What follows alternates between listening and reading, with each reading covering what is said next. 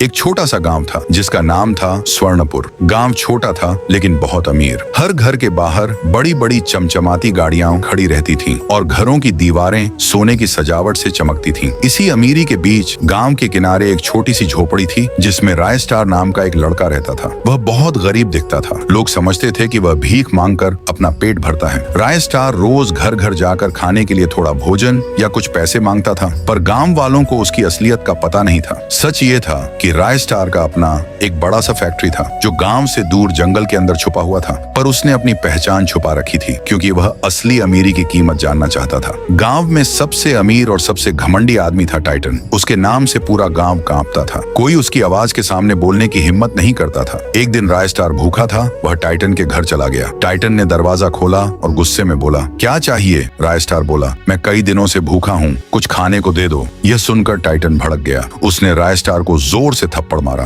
राय star वहीं गिरकर बेहोश हो गया। जब उसकी आंख खुली तो उसने खुद को एक पुल पर खड़ा पाया। पीछे मुड़कर देखा तो टाइटन उसके सामने खड़ा था। टाइटन ने बिना कुछ सोचे उसे पुल से नीचे धक्का दे दिया। राय स्टार वहीं गिरकर मर गया। उस दिन के बाद वह पुल मनहूस और श्रापित माना जाने लगा। जो भी उस रास्ते से गुजरता रहस्यमयी तरीके से गायब हो जाता। गांव में डर फैल गया। आखिर हो क्या रहा है? यही तो बाहर जाने का एकमात्र रास्ता है। एक दिन टाइटन का बेटा तुंग तुंग उसी पुल से गुजर रहा था। अचानक पीछे से कदमों की आवाज आई। वह मुड़ा ही था कि उसका शरीर धुएं की तरह बिखर गया। उसकी मौत की खबर सुनकर टाइटन तड़प उठा। वह पुल पर भागा और अपने बेटे की लाश देखकर बेहोश हो गया। शाम होने पर जब उसकी आंख खुली, उसने पीछे किसी के हंसने की आवाज सुनी। वह मुड़ा और सामने राय स्टार खड़ा था, वही लड़का जिसे उसने मारा था। राय स्टार की आंखों में अब इंसानियत नहीं बल्कि न्याय की आग थी। आज तुम्हारा आखिरी दिन है टाइटन। इतना कहकर उसने अपनी शक्ति का उपयोग किया और टाइटन को पुल से नीचे गिरा दिया। वहीं उसकी मौत हो गई। उस दिन के बाद उस पुल का श्राप खत्म हो गया। गांव में कभी कोई अनहोनी नहीं हुई।